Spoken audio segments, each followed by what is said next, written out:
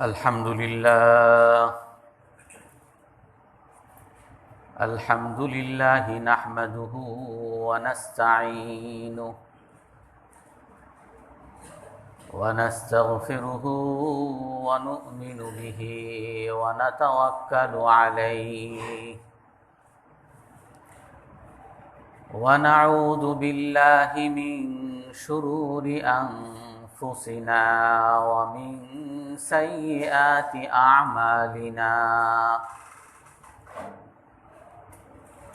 من يهده الله فلا مضل له ومن يضلله فلا هادي له ونشهد أن لا إله إلا الله وحده لا شريك له ونشهد أن سيدنا ومولانا محمدا عبده ورسوله أرسله بالحق بشيرا ونذيرا بين يدي الساعة من يطع الله ورسوله فقد رشد واهتدى ومن يعصهما فقد ضل وغوى أما بعد فأعوذ بالله من الشيطان الرجيم بسم الله الرحمن الرحيم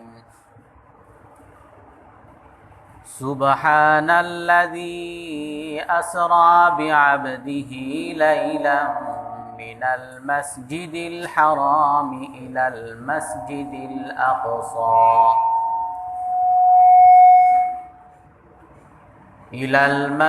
الأقصى الذي باركنا حوله لنريه من آياتنا إنه هو السميع البصير وآتينا موسى الكتاب وجعلناه هدى لبني إسرائيل ألا تتخذوا من دوني وكيلا ذرية من حملنا مع نوح إنه كان عبدا شكورا وقضينا إلى بني إسرائيل في الكتاب لتفسدن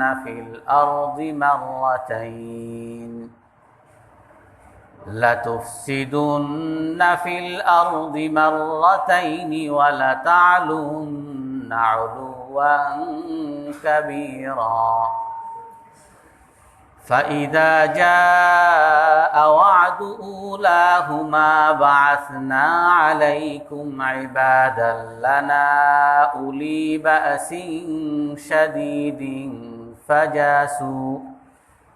فجاسوا خلال الديار وكان وعدا مفعولا صدق الله العظيم وقال النبي صلى الله عليه وسلم إن الصلاة في مسجد الأقصى تعدل 1000 صلاة في غيرها أو كما قال عليه الصلاة والسلام বয়ান শুরু হওয়ার পরে আর মাইকে হাত দিবেন, আমি ঠিক করে নেব বসে। সম্মানিত মুসল্লিয়ানে কেরাম, আমরা আজ মসজিদুল আকসার ইতিহাস নিয়ে আলোচনা করব। আল্লাহ তাআলা কোরআনের মধ্যে বলেন, ওই আল্লাহ তাআলা অনেক পবিত্র, যে আল্লাহ তাআলা তার বান্দাকে মসজিদুল হারাম থেকে মসজিদুল আকসায় নিয়ে যান, যেই মসজিদুল আকসার আশেপাশের এলাকাকে আমি বরকতময় করেছি। কোরআনের ভাষা অনুযায়ী মসজিদুল আকসা একটা বরকতপূর্ণ এলাকা, এবং মসজিদুল আকসা যেই এলাকায় অবস্থিত সেই আশপাশের এলাকাও বরকতপূর্ণ। কোরআনের অন্য এক আয়াতের মধ্যে আছে, ওয়ালিসুলাইমান আর-রিহা আসিফাতান তাজরি বিআমরিহি ইলাল আরদিল্লাতি বারাকনা ফিহা। সুলাইমান আলাইহিস সালামকে আল্লাহ তাআলা বলেন, আমি এমন এক বাতাস দিয়েছি যেই বাতাস আল্লাহ তাআলার আদেশে তাকে এমন ভূমিতে নিয়ে গেছে যেই ভূমিকে আমি বরকতপূর্ণ বানিয়েছি, অর্থাৎ মসজিদুল আকসার এলাকা। রাসূল সাল্লাল্লাহু আলাইহি ওয়াসাল্লাম হাদিসের মধ্যে বলেন, উতিতু বিল বুরাক, আমার কাছে বোরাককে আনা হয়েছে। ফারাকিবতুহা, তারপরে আমি সেই বোরাকে আরোহণ করেছি। হাত্তা ওয়াসালতু মসজিদ আল আকসা, আর সেই বোরাকে আরোহণ করে আমি মসজিদুল আকসায় পৌঁছেছি।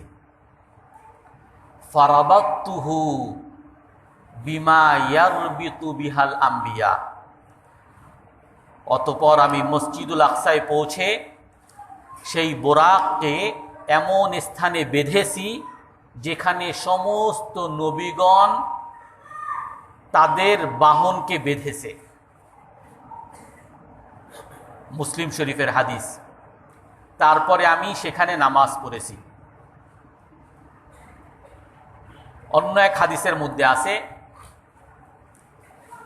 রাসূল সাল্লাল্লাহু আলাইহি ওয়াসাল্লামকে একবার জিজ্ঞাসা করেন এক সাহাবিয়া, মাইমুনা মাওলাতিন নবী সাল্লাল্লাহু আলাইহি ওয়াসাল্লাম, মাইমুনা রাদিয়াল্লাহু আনহা রাসূলকে জিজ্ঞাসা করেন, আফতিনা ফি বাইতুল মুকাদ্দাস, হে আল্লাহর রাসূল, বাইতুল মুকাদ্দাস বা মসজিদুল আকসা সম্পর্কে আমাদেরকে বলেন। তো রাসূল বলেন, ইন্নাহা আরদুল মাহশারি ওয়াল মানশার, বাইতুল মুকাদ্দাস যেই এলাকায় অবস্থিত সেই এলাকাটা হলো দুনিয়া থেকে মানুষকে পুনরুত্থানের এলাকা। সেখান থেকেই সকল মানুষকে কিয়ামতের জন্য উঠানো হবে, এবং সেই এলাকাটা হলো সকল মানুষ জমায়েত হওয়ার এলাকা। যখন পৃথিবী ধ্বংস হয়ে যাবে তখন এই এলাকায় কিয়ামত কায়েম হবে। ইতিনি বিহা, তুমি যদি পারো সেই বাইতুল মুকাদ্দাসে যাবে আর সেখানে নামাজ পড়বে। কেন? ফা ইন্না সলাতা ফিহা তাদিলু আলফা সলাতিন ফিমা সিওয়া, কারণ বাইতুল মুকাদ্দাসে এক রাকাত নামাজ পড়লে আল্লাহ তাআলা অন্য স্থানে 1000 রাকাত নামাজ পড়ার সমতুল্য সওয়াব দান করেন।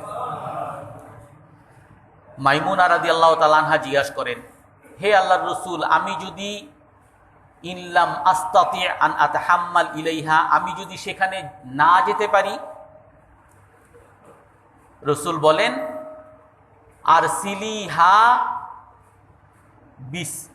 বিজাইতিন ইউসরাজু ফিহা, যদি তুমি নিজে নাও যেতে পারো সেই বাইতুল মুকাদ্দাসে, তবে তুমি সেই বাইতুল মুকাদ্দাসের জন্য একটু তেল পাঠাবা, যেই তেল দ্বারা বাইতুল মুকাদ্দাসের প্রদীপগুলো জ্বালাতে পারে।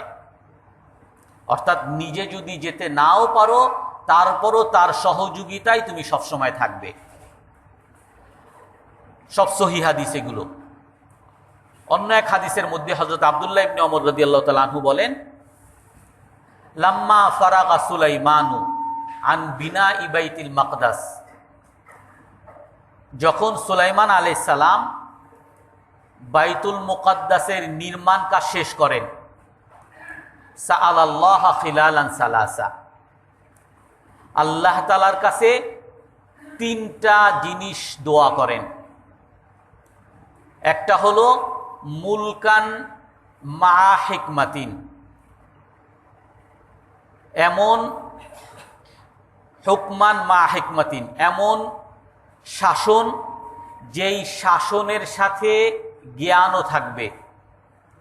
অমুলকান লাম ইউতিহি আহাদাম মিন গায়রি, আর এমন রাজত্ব উনি চেয়েছেন যেই রাজত্ব অন্য কাউকে দেওয়া হয় নাই। আর একটা জিনিস চেয়েছেন, লা ইয়াতি আহাদুন ইলা হাযাল বাইত লা ইউরিদু ইল্লা সালাতা ফি,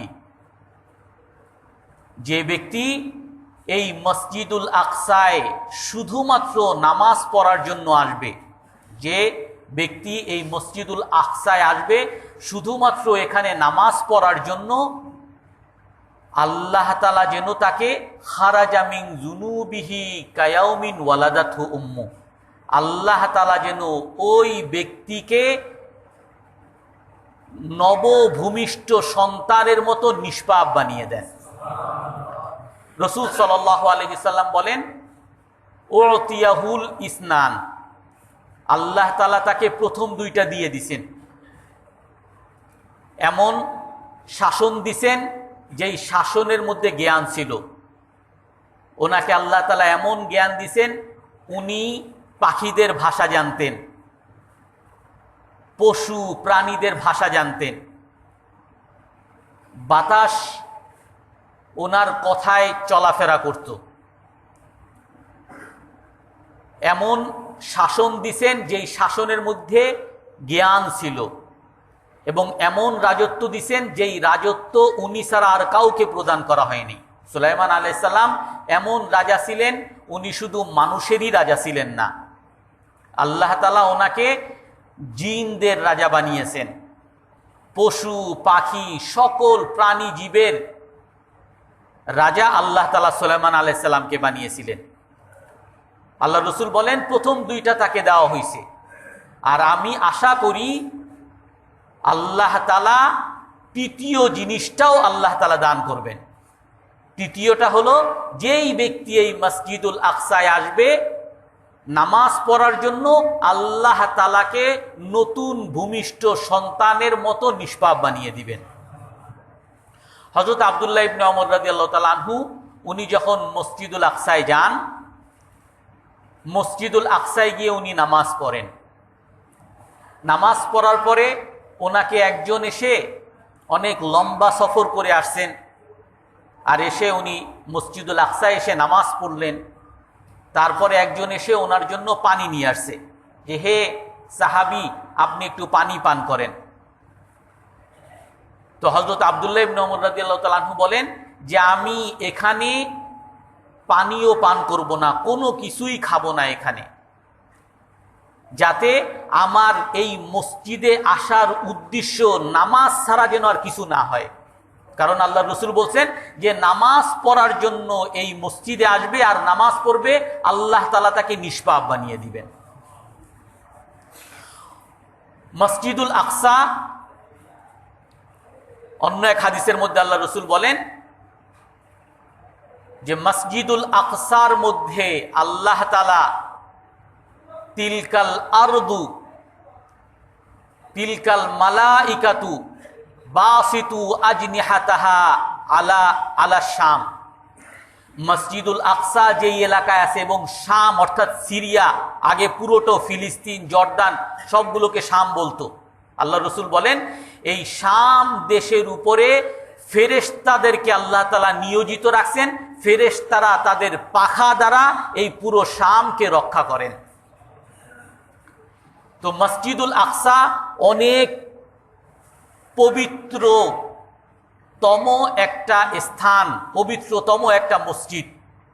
এই মসজিদ থেকে রাসূল সাল্লাল্লাহু আলাইহি সাল্লামের মেরাজ হয়েছে। এই মসজিদকে আমাদের জন্য প্রথম কেবলা হিসাবে নির্ধারণ করা হয়েছিল। আমরা যখন রাসূল সাল্লাল্লাহু আলাইহি ওয়াসাল্লাম যখন মদিনায় যান তখন তাদেরকে আদেশ করা হয় মসজিদুল আকসার দিকে ফিরে যেন নামাজ পড়ে। পরবর্তীতে আবার আদেশ হয়েছে যেন বাইতুল্লাহর দিকে ফিরে নামাজ পড়তে। তো সেই মসজিদুল আকসা আমাদের জন্য একটা কেবলা ছিল। আর মসজিদুল আকসাকে আল্লাহ তাআলা এমন পবিত্রতম মসজিদ বানিয়েছেন, ওখানে যে যাবে, যে ওখানে নামাজ পড়বে, আল্লাহ তাআলা তাকে নিষ্পাপ বানিয়ে দিবেন। মসজিদুল আকসাকে এমন পবিত্র বানিয়েছেন, ওখানে যে 1 রাকাত নামাজ পড়বে আল্লাহ তাআলা তাকে 1000 রাকাত নামাজ পড়ার সওয়াব দান করবেন। তো মসজিদুল আকসা এত বড় গুরুত্বপূর্ণ আমাদের কাছে।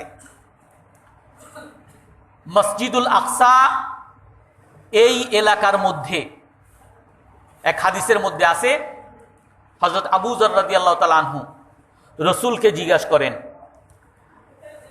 আইয়ু বাইতিন উদিআ ফিল আরদি আল আউয়াল, হে আল্লাহর রাসূল, এই পৃথিবীর মধ্যে সর্বপ্রথম কোন বাড়িকে বানানো হয়েছে? এই পৃথিবীর মধ্যে সর্বপ্রথম কোন বাড়ি বানানো হয়েছে? তো রাসূল উত্তর দিলেন মসজিদুল হারাম, বাইতুল্লাহ, আল্লাহর ঘর। মক্কার মধ্যে যে মসজিদুল হারাম আছে, এই মসজিদুল হারামকে আল্লাহ তাআলা সর্বপ্রথম নির্মাণ করেছেন। হযরত আবু যর আবার জিজ্ঞাসা করেন, সুম্মা আইয়ুন ইয়া রাসূলুল্লাহ, হে আল্লাহর রাসূল, তারপরে কোন বাড়িকে বানানো হয়েছে? তো আল্লাহর রাসূল বলেন আল মসজিদুল আকসা, পরবর্তীতে মসজিদুল আকসাকে বানানো হয়েছে। সহিহ সিহাসিত্তার হাদিস। তারপরে আবার আবু যর রাদিয়াল্লাহু তাআলা আনহু জিজ্ঞাসা করেন, কাম বাইনাহুমা, বাইতুল্লাহ এবং মসজিদুল আকসা এই দুইটা নির্মাণের মধ্যে কত সময়ের ফারাক, কতদিন পরে মসজিদুল আকসা নির্মাণ করা হয়েছে? রাসূল বলেন আরবাউনা আমা, 40 বছরের ফারাক। অর্থাৎ সর্বপ্রথম পৃথিবীতে বাইতুল্লাহকে নির্মাণ করা হয়েছে, তারপরে 40 বছর পরে মসজিদুল আকসাকে নির্মাণ করা হয়েছে। এখন এই বাইতুল্লাহকে কারা নির্মাণ করছে? অনেক এখানে বর্ণনা আছে। কোনো বর্ণনায় আসে ফেরেশতারা নির্মাণ করেছে, কোনো বর্ণনায় আসে আদম আলাইহিস সালাম নির্মাণ করেছে। অর্থাৎ সর্বপ্রথম ফেরেশতারা এই বাইতুল্লাহকে নির্মাণ করেন, আর 40 বছর পরে ফেরেশতারা সেই মসজিদুল আকসাকে নির্মাণ করেন। তার পরবর্তীতে এসে সেই নির্মিত বাইতুল্লাহ এক সময় অস্তিত্বহীন হয়ে যায়, মানুষের কাছে নিখোঁজ হয়ে যায়। পরবর্তীতে এসে হযরত ইব্রাহিম আলাইহিস সালাম কে আল্লাহ তাআলা আদেশ করেন, ওয়া ইয ইয়ারফাউ ইব্রাহিমুল কওয়াইদা, আল্লাহ তাআলা আদেশ করেন যে হে ইব্রাহিম আলাইহিস সালাম, আপনি আপনার সন্তানদেরকে নিয়ে ওই মসজিদুল হারামের পাশে রেখে আসেন।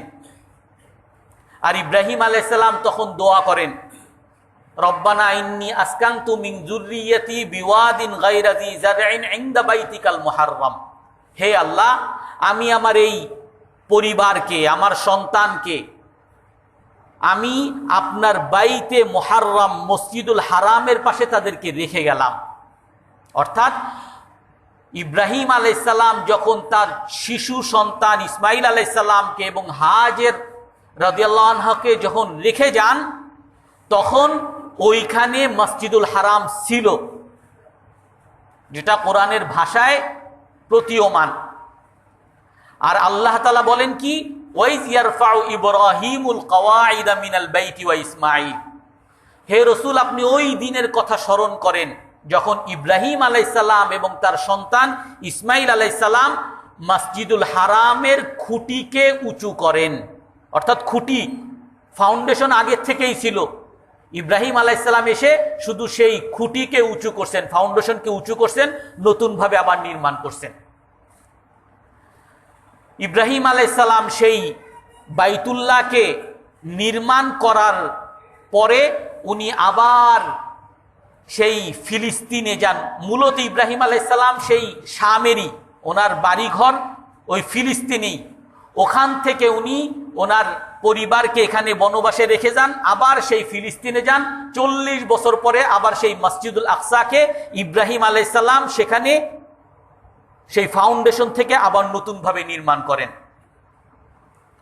তো ইব্রাহিম আলাইহিস সালাম যখন সেই বাইতুল মুকাদ্দাসকে নির্মাণ করেন, তখন সেখানের আদিবাসী ছিল ইয়াবুস, এক জাতি। ইয়াবুস তারা এই আরব দেশেই, সিরিয়ার অন্য পাশে তারা ছিল। সেখানে অভাব লাগে, অভাবের কারণে এখানে জমি, উর্বর জমি দেখে এই ফিলিস্তিনে এসে সেই ইয়াবুস জাতি এসে বসবাস করে।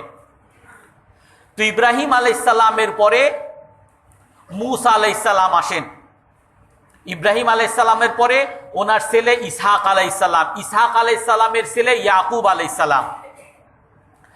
ইয়াকুব আলাইহিস সালামের 12 সন্তান। ইয়াকুব আলাইহিস সালামের অন্য নাম হলো ইসরাইল আলাইহিস সালাতু ওয়াস সালাম। ইয়াকুব আলাইহিস সালামের 12 সন্তান, সেখান থেকেই 12 বংশের বিস্তার সেই ফিলিস্তিনে লাভ করে। আর যার কারণে ফিলিস্তিনের যারা আদিবাসী তাদেরকে বনু ইসরাইল বলা হয়। ইসরাইল আলাইহিস সালামের সন্তান, বংশধর। আর ইয়াকুব আলাইহিস সালাম ওনারা যদিও ফিলিস্তিনেই ছিলেন, কিন্তু যখন নাকি ইউসুফ আলাইহিস সালাম মিশরের অর্থমন্ত্রী হন, তখন ইয়াকুব আলাইহিস সালাম ওনার সন্তানদেরকে সহ মিশরে চলে যান। তারপরে ইয়াকুব আলাইহিস সালাম অর্থাৎ বনি ইসরাইল, ইসরাইল আলাইহিস সালামের বংশধর, তারা সেই মিশরেই প্রায় 3 যুগ অবস্থান করেন। আর সেই 3য় যুগে এসে ফেরাউন, সেখানকার যে রাজা ফেরাউন, সেই বনি ইসরাইলের উপরে জুলুম শুরু করে, নির্যাতন করে। কোরআনের মধ্যে আছে ইউযাববিহুনা আবনাহুম ওয়া ইস্তাহয়ুনা নিসাআহুম। ফেরাউন ওই বনি ইসরাইলের যত ছেলে হইতো, যত ছেলে পুরুষ মানুষ আছে সবাইকে জবাই করত। এমনকি ছোট শিশু যারা জন্মগ্রহণ করত তাদেরকেও জবাই করত। কারণ তাকে বলা হয়েছে এই ছোট একজন শিশু আসবে বনি ইসরাইলের, সে তোমার রাজত্ব নিবে। এই জন্য ছোট শিশুদেরকেও সে জবাই করত। নারীদেরকে সে ধর্ষণ করত, বিভিন্নভাবে নির্যাতন করত। অর্থাৎ বনি ইসরাইলরা সেখানে নির্যাতিত ছিল। তারপরে মূসা আলাইহিস সালামকে আল্লাহ তাআলা সেই মিশরের মধ্যে বনি ইসরাইল থেকে পাঠান, ইসরাইলের বংশধর থেকে পাঠান। তো মূসা আলাইহিস সালাম তার সেই ইসরাইলের যে বংশধর, ইয়াকুব আলাইহিস সালামের যে বংশধর, তাদেরকে উনি দাওয়াত দেন এবং তারা মূসা আলাইহিস সালামের অনুসারী হয় এবং তারা যে নির্যাতিত, এই নির্যাতন থেকে বাঁচার জন্য তাদেরকে নিয়ে উনি ফিলিস্তিনে যাওয়ার প্ল্যান করেন। তো এদিকে ফেরাউন যেতে দিতে চায় নাই। তো ফেরাউনের হাত থেকে রক্ষা পেয়ে তারা চলে গেছে। আর ওই সাগরের মধ্যে আল্লাহ তাআলা তখন 12টা রাস্তা বানিয়ে দিয়েছেন। মূসা আলাইহিস সালাম বনি ইসরাইলকে নিয়ে ওই পারে চলে যান, আর ফেরাউন যখন সেই মধ্যপথে যায় তখন তাকে ডুবিয়ে ফেলেন। সেই বনি ইসরাইল যারা মূসা আলাইহিস সালামের অনুসারী হয়েছিলেন, সেই বনি ইসরাইল তখন থেকেই বিদঘুটে জাতি ছিল এবং তারা তখন থেকেই মূসা আলাইহিস সালামের সাথেই তারা বিভিন্ন রকম ষড়যন্ত্র করছে। আমি ইহুদিদের ইতিহাস নিয়ে আমি পরবর্তীতে আলোচনা করব। আমি আজকে শুধু মসজিদুল আকসা সম্পর্কে বলতেছি। তো মূসা আলাইহিস সালাম সেই ইহুদিদেরকে নিয়ে ফিলিস্তিনে যান। ফিলিস্তিনে যাওয়ার আগে আল্লাহ তাআলা ওই বনি ইসরাইলের অকৃতজ্ঞতার জন্য, গুনাহের কারণে আল্লাহ তাআলা আকাশ থেকে মান্ন সাল্লাহ পাঠান, কিন্তু এগুলোকেও তারা নাশুকরিয়া করে। তখন আল্লাহ তাআলা একটা আযাব দেন। ওই ময়দান উত্তিহ, একটা ময়দানের মধ্যে তাদেরকে হারিয়ে গুম করে ফেলেন, তারা কোনো রাস্তা খুঁজে পায় না। ওই ময়দানুত তিহতে মুসা আলাইহিস সালাম সহ ওই বনি ইসরায়েল 40 বছর সেখানে শুধু ঘোরাফেরা করছে, ফিলিস্তিনের রাস্তা খুঁজে পায় নাই। তো ময়দানুত তিহতেই মুসা আলাইহিস সালামের ওয়াফাত হয়, ইন্তেকাল করেন। হারুন আলাইহিস সালামেরও ইন্তেকাল হয়। মুসা আলাইহিস সালামের পরবর্তী যিনি অনুসারী ছিলেন ইউশা ইবনে নুন, আল্লাহ তাআলা ইউশা ইবনে নুনকেও নবী বানান। ইউশা ইবনে নুন আলাইহিস সালাতু ওয়াস সালাম উনি ওই 40 বছর পার হওয়ার পরে বনি ইসরায়েলকে নিয়ে ফিলিস্তিনে প্রবেশ করেন। আর ফিলিস্তিনে প্রবেশ করার পরে সেখানে তখনকার যারা বাদশাহ ছিল, জালিম বাদশাহ, তাদের সাথে যুদ্ধ করে তাদেরকে পরাজিত করে সেই ফিলিস্তিনকে দখল করেন। আর ফিলিস্তিনের বাইতুল মুকাদ্দাসে তারা আবার নতুনভাবে বসতি স্থাপন করেন। কোরআনের এক জায়গার মধ্যে আছে, ওয়াকাদাইনা ইলা বানি ইসরাঈলা ফিল কিতাব লাতুফসিদুন্না ফিল আরদি মাররাতাইন। আমি বনি ইসরাইলের জন্য কিতাবের মধ্যে লিখে দিছি, অর্থাৎ তাওরাতের মধ্যে লেখা ছিল। আল্লাহ তাআলা বলেন যে আমি কিতাবের মধ্যে লিখে দিছি যে তোমরা 2 বার বিশৃঙ্খলা করবা আর 2 বার তোমরা নিস্তেনাবুদ হবা, তোমরা নির্যাতিত হবা, হেনস্থার শিকার হবা। ফাইজা জা আওয়াদু উলাহুমা বাসনা আলাইকুম ইবাদাল্লানা উলি বাসিন শাদীদ। তো মুসা ইউশা ইবনে নুন যখন সেখানে নিয়ে যান, ইসরায়েলের বংশধর সেখানে থাকেন। পরবর্তীতে আবার এক বাদশাহ আসেন, এক জালিম বাদশাহ। সেই জালিম বাদশার সাথে যুদ্ধ করার জন্য তখন তারা কেউ সাহস করে না। তখন তাদের যে রাজা ছিল তালুত, সেই রাজার কাছে গিয়ে বলে যে আমাদেরকে একজন রাজা দেন, আমরা যেই রাজার অধীনে আমরা যুদ্ধ করব, এই জালুতের সাথে যুদ্ধ করব। তখন আল্লাহ তাআলা ওই যুগের নবী তালুত রহমতুল্লাহ আলাইহি, উনি রাজা, ওনাকে পাঠান। তারপরে দাউদ আলাইহিস সালামকে পাঠান। দাউদ আলাইহিস সালাম এসে জালুতের সাথে যুদ্ধ করে জয়লাভ করেন। আর তখন দাউদ আলাইহিস সালাম ওই জালুতকে সেখান থেকে, ওই শাসক বাদশাকে সেখান থেকে হটিয়ে দাউদ আলাইহিস সালাম তখন রাজা হন। ফিলিস্তিনের রাজা দাউদ আলাইহিস সালাম হন। দাউদ আলাইহিস সালামের পরে দাউদ আলাইহিস সালাম 40 বছর সেখানে রাজত্ব করেন। বনি ইসরাঈলরাও সেখানে রাজার মতো জীবন যাপন করেন। তারপরে সুলাইমান আলাইহিস সালাম আসেন। সুলাইমান আলাইহিস সালামও প্রায় 40 বছরের মতো সেখানে রাজত্ব করেন। আর সুলাইমান আলাইহিস সালাম এসে তখন বাইতুল মুকাদ্দাস ইব্রাহিম আলাইহিস সালাম যা নির্মাণ করেছিলেন সেটা মোটামুটি নিখোঁজ হয়ে গেছিল। বিভিন্ন রাজারা এসে সেটাকে ধূলিসাৎ করে দেয়। তখন সুলাইমান আলাইহিস সালাম এসে সেই বাইতুল মুকাদ্দাসকে, মসজিদুল আকসাকে নতুনভাবে আবার নির্মাণ করেন। তো সুলাইমান আলাইহিস সালাম সেই মসজিদুল আকসাকে নির্মাণ করার পরে তারপরে আরো বেশ কিছু বছর যায়, ঈসা আলাইহিস সালাম আসে। ঈসা আলাইহিস সালামের বিরুদ্ধে ইহুদিরা ষড়যন্ত্র করে। আর ইহুদিরা ষড়যন্ত্র করে তখনকার রোমান রাজার দ্বারা ঈসা আলাইহিস সালামের উপরে তারা হামলা করায়। আর তাদের ধারণা মতে ঈসা আলাইহিস সালামকে নিহত করা হয়, শুলিতে চড়ানো হয়। খ্রিস্টানদেরও ধারণা মতে শুলিতে চড়ানো হয়। কিন্তু আল্লাহ তাআলা কোরআনের মধ্যে বলেন, ওমা কাতালুহু ওমা সালাবুহু ওয়ালাকিন শুব্বিয়া লাহুম। ঈসা আলাইহিস সালামকে তারা হত্যাও করে নাই, শুলিতেও চড়াইতে পারে নাই, আল্লাহ তাআলা উঠিয়ে নিছেন। ঈসা আলাইহিস সালামের মতো আরেকজনকে করে দেওয়া হয়েছে। সবচেয়ে বড় যে ষড়যন্ত্রকারী ছিল তাকে ঈসা আলাইহিস সালামের মতো চেহারা বানিয়ে দেওয়া হয়েছে। তাকে ঈসা আলাইহিস সালাম মনে করে তারা শুলিতে চড়াইছে, তাকে হত্যা করছে। তো সেই ইহুদিদের ওই ঈসা আলাইহিস সালামের সাথে ষড়যন্ত্র করার কারণে এবং ঈসা আলাইহিস সালাম চলে যাওয়ার পরে তারা সেই বাইতুল মুকাদ্দাসকে, মসজিদুল আকসাকে তারা নিজেদের খেলার ঘর বানিয়ে ফেলছে। সেখানে তারা অপকর্ম করত, বেবিচার করত, প্রকাশ্যে বেবিচার করত। সেখানে তারা জুয়া খেলত। বিভিন্ন ধরনের অপরাধ করার কারণে আল্লাহ তাআলা কোরআনের মধ্যে বলছেন, ওয়াইন আসাতুম ফালাহা, যখন তোমরা এই বাইতুল মুকাদ্দাসে গুনাহ করবা তখন আমি তোমাদেরকে শায়েস্তা করব, তোমাদেরকে নিস্তেনাবুদ করব। এভাবে দুইবার তোমাদেরকে নিস্তেনাবুদ করব।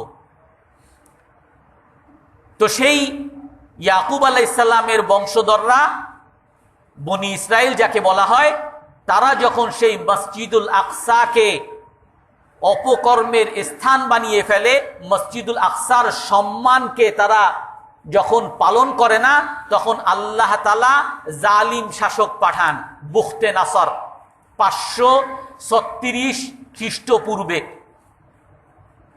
এটা ঈসা আলাইহিস সালামের আগে। প্রথমে একবার সুলাইমান আলাইহিস সালামের পরে 536 খ্রিস্টপূর্বে বুখতে নাসারকে পাঠিয়ে পুরো বাইতুল মুকাদ্দাসকে নিস্তেনাবুদ করে দেয়, আর ইসরায়েলিদেরকে সেখানে হত্যা করে ফেলে। 70,000 ইসরায়েলিকে সেখানে হত্যা করে। তারপরে ঈসা আলাইহিস সালাম আসে। ঈসা আলাইহিস সালামের সাথে যখন আবার তারা অপকর্ম করে, ষড়যন্ত্র করে, দ্বিতীয়বার আবার 70 খ্রিস্টাব্দে ঈসা আলাইহিস সালামের উঠে যাওয়ার পরে 70 খ্রিস্টাব্দে তখন আবার রোমান রাজা টাইটানুসকে আল্লাহ তাআলা সেখানে পাঠান। আর রোমান রাজা এসে, খ্রিস্টান রাজা, তারা এসে ওই ইসরাইলের বংশধরকে, ইয়াকুব আলাইহিস সালামের বংশধরকে, যা বনু ইসরাইল যারা, তাদেরকে ইহুদি, তাদেরকে একেবারে সেখান থেকে ধূলিসাৎ করে দেয়। যা যা ছিল বাইরে পাঠিয়ে দেয়, আর ওখানে যারা ছিল সবাইকে হত্যা করে। এমনকি সেই মসজিদুল আকসাকেও সে পুরো একেবারে বিলীন করে দেয়। মসজিদুল আকসার কোনো নাম নিশানা আর রাখে না। এরপরে 70 খ্রিস্টাব্দের পরে এভাবেই মসজিদুল আকসা কোনোভাবে একটু মসজিদুল আকসা মসজিদ হিসাবে আর ছিল না। সেরকমই নিখোঁজ স্থানের মধ্যে মসজিদুল আকসার একটু আকার ছিল। তো তারপরে রাসূল সাল্লাল্লাহু আলাইহি ওয়াসাল্লামের যখন আবির্ভাব হয়, রাসূল সাল্লাল্লাহু আলাইহি ওয়াসাল্লাম সেই মসজিদুল আকসার কথা বলেন। আর সেই মসজিদুল আকসা থেকে রাসূল সাল্লাল্লাহু আলাইহি ওয়াসাল্লামের মেরাজ হয়। আর মসজিদুল আকসা একটা পবিত্রতম স্থান, এটা রাসূল সাল্লাল্লাহু আলাইহি ওয়াসাল্লাম মুসলমানদেরকে বলতে থাকেন। আর রাসূলের ইচ্ছা থাকে যে মসজিদুল আকসাও যেন সমস্ত শিরিক থেকে, সমস্ত পাপ থেকে, সমস্ত গুনাহ থেকে যাতে মুক্ত হয়ে একটা আল্লাহর ইবাদতের স্থান হয়। এই জন্য রাসূল সাল্লাল্লাহু আলাইহি ওয়াসাল্লাম 8ম হিজরিতে, রাসূল সাল্লাল্লাহু আলাইহি ওয়াসাল্লাম 6ষ্ঠ হিজরিতেই বিভিন্ন সিরিয়ার, তখনকার এখানে খ্রিস্ট রাজ্য ছিল, খ্রিস্টানদের রাজত্ব ছিল, রোম সাম্রাজ্য ছিল, আর ওই পাশে ছিল পারস্য সাম্রাজ্য। ওই রোম সাম্রাজ্যের কাছে রাসূল সাল্লাল্লাহু আলাইহি ওয়াসাল্লাম চিঠি পাঠান যে মিন মুহাম্মাদির রাসূলুল্লাহ ইলা মালিক কাইসার, যে মুহাম্মদ আল্লাহর পক্ষ থেকে আমি রসুল, আমি চিঠি পাঠাইতেছি রাজা কাইসারের কাছে, রাজা কিসরার কাছে। এভাবে চিঠি পাঠাইছেন রাজা হেরাকলের কাছে যে তোমরা ইসলাম গ্রহণ করো তাহলে তোমরা শান্তি পেয়ে যাবা, আর যদি তোমরা ইসলাম গ্রহণ না করো তাহলে তোমাদের পরিণতি আরিসিনদের মতো পরিণতি হবে, দুনিয়াতেই তোমরা নির্যাতিত, নিপীড়িত হবা, ধ্বংস হয়ে যাবা। রাসূল সাল্লাল্লাহু আলাইহি ওয়াসাল্লাম যখন চিঠি পাঠান, অনেকে ভালোভাবে সেই চিঠির উত্তর দিছেন, আর কেউ কেউ অস্বীকার তো করছেনই, খুব খারাপভাবে উত্তর দিছেন। গাসসানের রাজা সুরাহকিল, তার কাছে হারিস ইবনে আমর রাদিয়াল্লাহু তাআলা আনহুকে দূত হিসাবে রাসূল চিঠি নিয়ে পাঠান। সেই গাসসানের রাজা সুরাহকিল যখন নাকি রাসূলের চিঠি দেখে যে তুমি ইসলাম গ্রহণ করো, শান্তি পাবা, ইসলাম গ্রহণ না করলে তোমার পরিণতি খারাপ, তখন সে বলে যে আমাকে হুমকি দেয়। সে সেই চিঠিকে ছিঁড়ে ফেলে এবং যেই চিঠির বাহক হারিস ইবনে আমর তাকেও হত্যা করে। কিন্তু পৃথিবীর কোনো নিয়ম নাই, তখনও ছিল না, এখনো নাই, দূতকে হত্যা করা।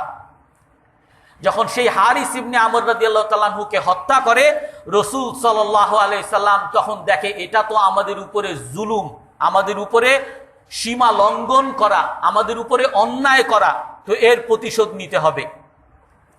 তো রাসূল সাল্লাল্লাহু আলাইহি সাল্লাম তাদেরকে দাওয়াত দেওয়ার উপলক্ষে মাউতা স্থানে আব্দুল্লাহ ইবনে রাওয়াহা, জাফর ইবনে আবু তালেব, খালিদ ইবনে ওয়ালিদ রাদিয়াল্লাহু তাআলা আনহু তাদের নেতৃত্বে একটা মাত্র 3000 দলের একটা জামাত সেখানে পাঠান, একটা দল সেখানে পাঠান। তখন তারা তাদের মোকাবেলা করার জন্য রোম সাম্রাজ্যের 2 লক্ষ সেনা, ইসলাম তো গ্রহণ করেই নাই, বরং তাদেরকে পুরো নিস্তে নাবুদ করে দিবে, 2 লক্ষ সেনা তাদের প্রতিরোধ করে। তো সেই মাত্র 3000 সাহাবী তারা সেই 2 লক্ষ রোম সেনাদের সাথে যুদ্ধ করে তাদেরকে পরাজিত করে। সেই রোম সাম্রাজ্যের 2 লক্ষ সেনার মধ্যে অগণিত কয়েক হাজার রোম সেনা সেখানে নিহত হয়। আর সাহাবীদের মধ্যে 300 সাহাবীর মধ্যে মাত্র 12 জন সাহাবী শহীদ হন। আর এই অবস্থা যখন দেখে রোম সাম্রাজ্য যে মাত্র 3000 লোকে আমাদের 2 লাখকে নিস্তেনাবুদ করে দিছে, এরা তো যেন তেন না, এদের দুধকে মারার মতো এত বড় স্পর্ধা দেখানো তো ঠিক না। তারপরে থেকে তারা খুব সতর্ক হয়েছে, না হইলে তারাই তখনকার সম্রাট। তারা মক্কা মদিনায় হামলা করে মক্কা মদিনার মুসলমান সবাইকে শেষ করে দিত, তাদের যেরকম অহংকার তারা দেখাইছে। 9ম হিজরিতে রাসূল সাল্লাল্লাহু আলাইহি সাল্লাম খবর পাইছেন যে ওই মৌতার প্রতিশোধ নেওয়ার জন্য রোম সাম্রাজ্য তারা বিরাট সেনাবাহিনী, কয়েক লক্ষ সেনাবাহিনী তারা জমায়েত করছে, তারা মদিনায় আক্রমণ করবে। তো রাসূল সাল্লাল্লাহু আলাইহি সাল্লাম তখন সাহাবাদেরকে নিয়ে তবুকের যুদ্ধে গেছেন, 30,000 সাহাবাদেরকে নিয়ে তবুকের যুদ্ধে তাদের মোকাবেলা করার জন্য আগে বাড়িয়ে গেছেন। আর যখন ওই রোম সাম্রাজ্য খবর পাইছে যে তারা আমাদের ভয়ে তো আতঙ্কিত হয়ই নাই, বরং আমাদের সাথে যুদ্ধ করার জন্য আমাদের এলাকার কাছাকাছি চলে আসতেছে, তখন তারা পিছু হটে গেছে। তবুকের যুদ্ধে রাসূল সাল্লাল্লাহু আলাইহি সাল্লাম যদিও গেছেন, অনেক কষ্ট, তখন এতগুলো সাহাবা, এত টাকা পয়সা জমা করা অনেক কষ্ট। তারপরও রাসূল সাল্লাল্লাহু আলাইহি সাল্লাম যখন গেছেন সেখানে কোনো যুদ্ধ হয় নাই, রোমরা আর আসে নাই, চলে গেছে। রাসূল সাল্লাম বিজয় বেশে ফিরে আসছেন। রসুলের বিদায় হজের পরে রাসূল সাল্লাল্লাহু আলাইহি সাল্লাম একটা দল গঠন করেন উসামা ইবনে যায়েদ রাদিয়াল্লাহু তাআলা আনহুর নেতৃত্বে, আর তাদেরকে ওসিয়ত করেন যে তোমরা ওই রোমে যাবা, সিরিয়ায় যাবা, এবং তাদের সাথে তাদেরকে যারা মুসলমান হয় মুসলমান হবে, যুদ্ধ করবা, করতে করতে তোমরা একেবারে ফিলিস্তিনের বাইতুল মুকাদ্দাসে তোমরা গিয়ে ঘাঁটি গাড়বা। রসুলের ওসিয়ত এটা। কিন্তু রাসূল সাল্লাল্লাহু আলাইহি সাল্লামের এর মধ্যে ওয়াফাত হয়ে গেছে।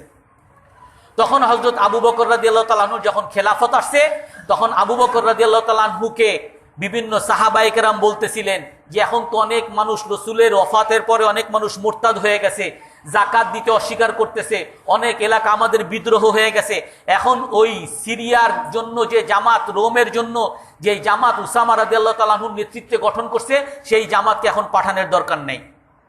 তখন হযরত আবু বকর রাদিয়াল্লাহু তাআলা আনহু বলছিলেন যে রাসূল সাল্লাল্লাহু আলাইহি সাল্লাম যেই জামাত ঠিক করে গেছেন, যেই ওসিয়ত করে গেছেন, সেটাকে আমি কোনোদিন ভাঙতে পারবো না। তো হযরত আবু বকর রাদিয়াল্লাহু তাআলা আনহু উসামা রাদিয়াল্লাহু তাআলা আনহু সেই দলকে পাঠান এবং তারা যুদ্ধ করতে থাকে। পরবর্তীতে হযরত আবু উবাইদা ইবনে জাররাহ রাদিয়াল্লাহু তাআলা আনহুর নেতৃত্বে ওনাদেরকে পাঠান সিরিয়ার, ওনাদেরকে পাঠান এই লেবানন, ইয়ামান এই দিকে, আর আরেক দল খালিদ ইবনে ওয়ালিদ রাদিয়াল্লাহু তাআলা আনহুর নেতৃত্বে আরেক দল পাঠান সিরিয়ার দিকে। তারপরে ওনারা যুদ্ধ করতে করতে একটা বড় যুদ্ধ হয় সেই বাইতুল মুকাদ্দাসের কাছে। তখন আবু উবাইদা ইবনে জাররাহ খলিফার কাছে চিঠি পাঠান, আমাদের আরো সহযোগিতা লাগবে। তখন খলিফা আবু বকর রাদিয়াল্লাহু তাআলা আনহু চিঠি পাঠান খালিদ ইবনে ওয়ালিদ রাদিয়াল্লাহু তাআলা আনহুকে যে তোমরা গিয়ে ওই আবু উবাইদা ইবনে জাররাহ রাদিয়াল্লাহু তাআলা আনহুর জামাতের সাথে একতাবদ্ধ হও, তাদের সাথে এক হও, একসাথে যুদ্ধ করো।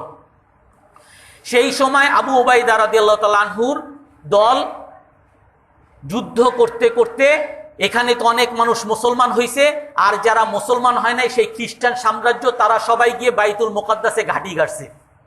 আর সেখানে বিরাট দুর্গ ছিল, সেই দুর্গের মধ্যে তারা ঢুকে গেছে।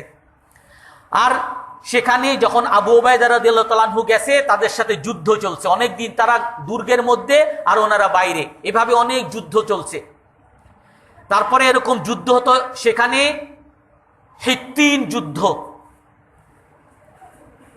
আর একটা যুদ্ধ, সেইখানে যুদ্ধটা হয়েছে অনেক বড় আকারে যুদ্ধ হয়েছে। এবং সেখানে যুদ্ধ হতে হতে এমন একটা পর্যায়ে আসছে, যখন নাকি খালিদ ইবনে ওয়ালিদ রাদিয়াল্লাহু তাআলা আনহুর দল আসে, তাদের সাথে একতাবদ্ধ হয়, তখন মুসলমানরা খুশি হয়ে আল্লাহু আকবার ধ্বনি দিছে। আবু বকর হযরত খালিদ ইবনে ওয়ালিদ রাদিয়াল্লাহু তাআলা আনহুর দল যখন তাদের সাথে আসছে, ওনারা আল্লাহু আকবার ধ্বনি দিছে। তো ওই ধ্বনি দেওয়ার পরে সেখানকার রোম সাম্রাজ্যের যে বড় পণ্ডিত ছিল বুতাইরিস, সে আতঙ্কিত হয়ে গেছে, কি হয়েছে, এত বড় তাকবীর কেন তারা দিল, মনে হয় তাদের খলিফা আসছে, দেখো তো খবর নাও। খবর নিয়ে দেখে না, তাদের খলিফা আসে নাই, বরং তাদের আর একটা সেনাপতি আসছে, খালিদ ইবনে ওয়ালিদ বলে একজন সেনাপতি আসছে, এই কারণে তাদের মধ্যে এরকম শোরগোল, এরকম তাকবীর, তাহলে খলিফা আসলে কিরকম অবস্থা হয়। এর মধ্যে হযরত আবু বকর রাদিয়াল্লাহু তাআলা আনহুর ইন্তেকাল হয়। হযরত ওমর রাদিয়াল্লাহু তাআলা আনহু এসে আবার আরো কিছু সাহাবাদেরকে সেই দলের সাথে একত্রিত হওয়ার জন্য পাঠান, তাদের সহযোগিতায় পাঠান। সেই সময় বড় আকারে যুদ্ধ হয়। আর সেই যুদ্ধের মধ্যে ওই খ্রিস্টানরা, তাদের সেনারা, তারা যুদ্ধ করতে চায়নি। যে কেন যুদ্ধ করবে, তাদের তো কোনো যুদ্ধের সামনে কোনো লক্ষ্য উদ্দেশ্য নাই, শুধু পয়সার জন্য, যারা সেনাবাহিনীতে চাকরি করে বেতন পাবে এই জন্য তারা সেনাবাহিনীতে ঢুকছে, তাদের সামনে তো কোনো নিজের জীবনকে কেন দিব। যার কারণে তারা সবাই পিছু হটতে চাইছে, যে যেভাবে পারছে ভাগতে চাইছে। আর মুসলমানদের সামনে তো লক্ষ্য আছে যে আমি যদি মারা যাই আমি শহীদ হব, জান্নাতে যাব। তো যার কারণে মুসলমানরা অটল। আর রোমরা, তাদের সেনাবাহিনী অনেক থাকলেও তারা অটল না। আর যখন তাদের মধ্যে এরকম অস্থিরতা দেখছে, রোম সম্রাট আদেশ করছে যে প্রতি সেনাবাহিনীর মধ্যে তোমরা 10 জন একজন আর একজনের সাথে নিজেকে বাঁধবা, বেঁধে, যাতে কেউ পলাইতে না পারে, হামলা আসলে সবাই মিলে যাতে যুদ্ধ করতে পারো, একজন আর একজনকে বাঁধবা, সবাই বেঁধে যুদ্ধ করবা। তো যার কারণে মুসলমানদের জন্য সেই যুদ্ধে জয়লাভ করা আরো সহজ হয়েছে।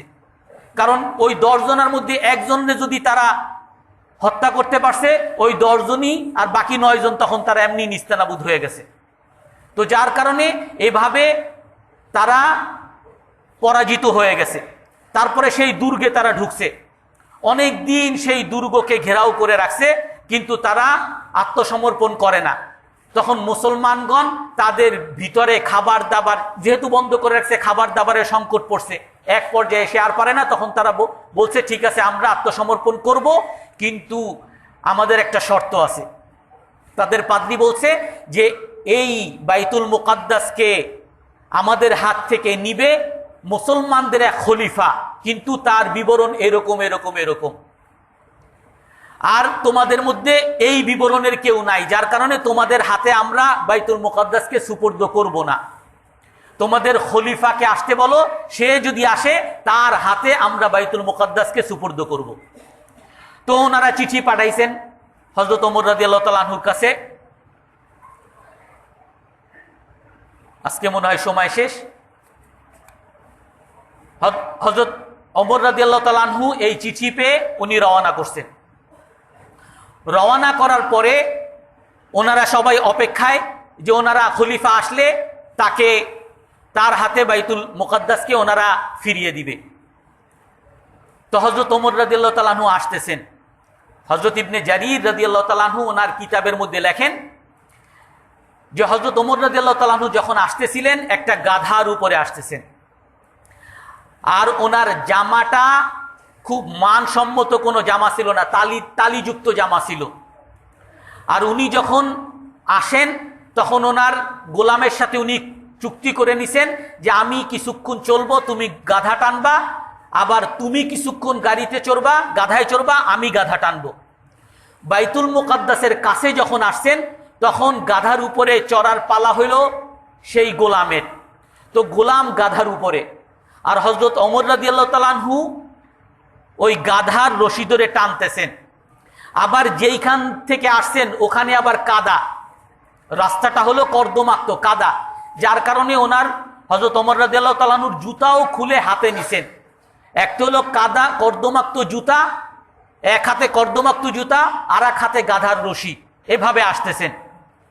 এখন যারা ওই খ্রিস্টানরা আছে তারা দেখে তো অবাক যে কোনজন রাজা, এরা বুঝি রাজা হইল। আমরা তো মনে করছি যে কত বড় বাদশাহ, যার ভয়ে পুরো সাম্রাজ্য কেঁপে গেছে, দেশের পর দেশ সব তারা দখল করতেছে, কত বড় সম্রাট, কত সামনে পিছনে কত সেনাবাহিনী থাকবে, এ রাজা বিশ্বাস করতে চায় না। ওই সময় তখনকার সেনাপতি হযরত আবু উবাইদা ইবনে জাররাহ রাদিয়াল্লাহু তাআলা আনহু দৌড়ে গিয়ে হযরত ওমরের কাছে গেছেন।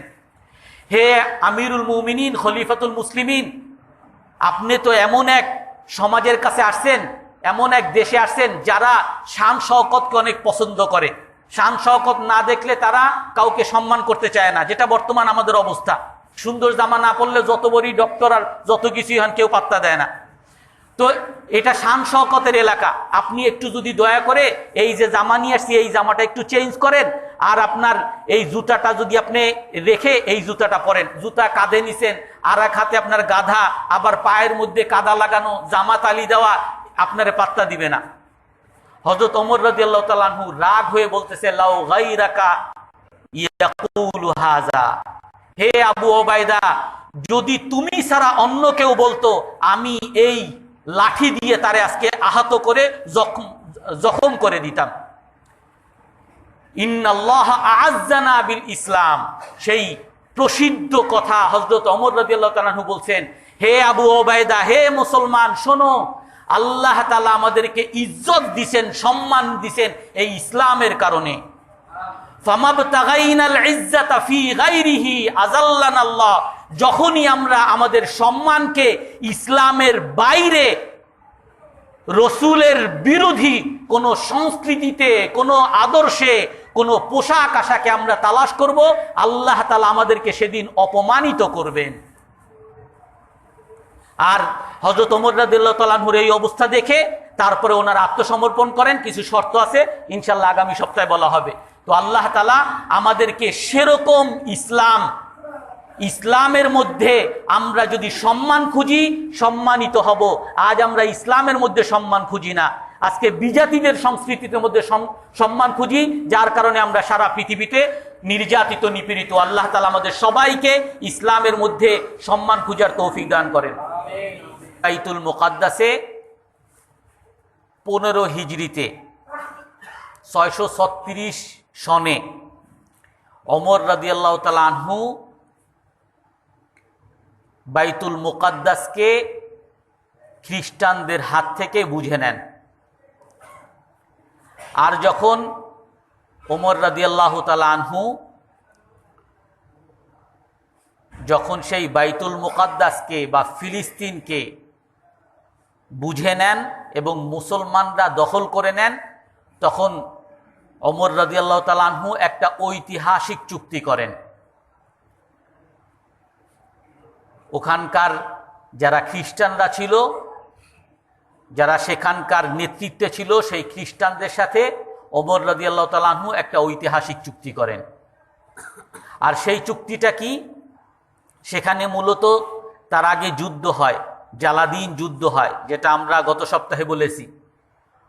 মুসলমানরা একটা খ্রিস্টানদের সাথে বড় একটা যুদ্ধ করে, আর যুদ্ধে পরাজিত হয়ে তারা সেই দুর্গের মধ্যে ঢুকে যায় আর শহরের দরজা তারা বন্ধ করে দেয়। তো মুসলমানগণ তাদেরকে অনেক লম্বা সময় ঘেরাও করে রাখে।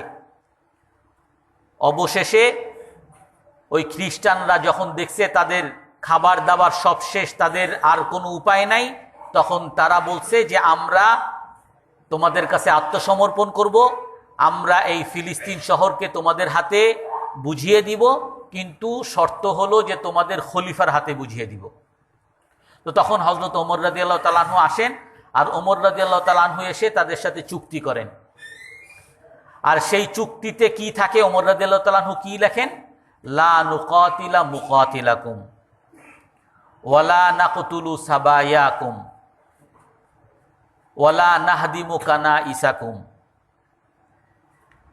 ওমর রাদিয়াল্লাহু তাআলা আনহু তার মধ্যে লেখেন যে আমরা তোমাদের সাথে এই ব্যাপারে চুক্তি করলাম, আমরা তোমাদের মধ্যে যারা যোদ্ধা, আমাদের অনেক মুসলমান সেনাকে যারা হত্যা করছে,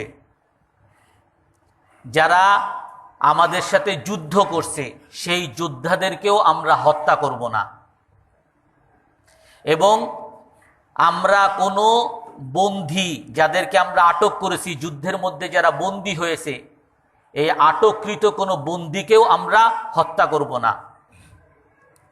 এবং আমরা এই ফিলিস্তিন তোমাদের শহর দখলে নেওয়ার পরে আমরা তোমাদের ধর্মীয় প্রতিষ্ঠান গির্জাকে আমরা ধ্বংস করব না।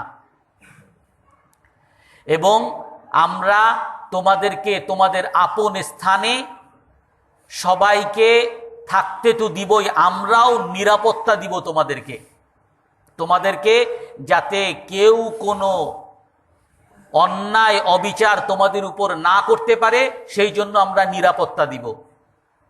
আর বিনিময়ে আমরা মুসলমানদের কাছ থেকে যাকাত নেই, তোমাদের কাছ থেকে আমরা ট্যাক্স নিব, একটা কর নিব। এইভাবে ওমর রাদিয়াল্লাহু তাআলা আনহু তাদের সাথে চুক্তি করে সেই ফিলিস্তিনকে দখলে নেয়। সেখানকার যত খ্রিস্টান ছিল, যত ইহুদি ছিল, সবাই আপন আপন স্থানে নিরাপদভাবে তারা জীবনযাপন করে। কাফের মুশরিকদের, পাশ্চাত্যদের ইতিহাসের বইতেও কোথাও নাই যে ওমর রাদিয়াল্লাহু তাআলা আনহু বা মুসলমানরা সেই বাইতুল মুকাদ্দাসকে দখল করার পরে কোনো একজনকে হত্যা করছে, কারো একটা রক্ত প্রবাহিত করছে। আপনারা এই কথাটা শুধু মনে রাখবেন।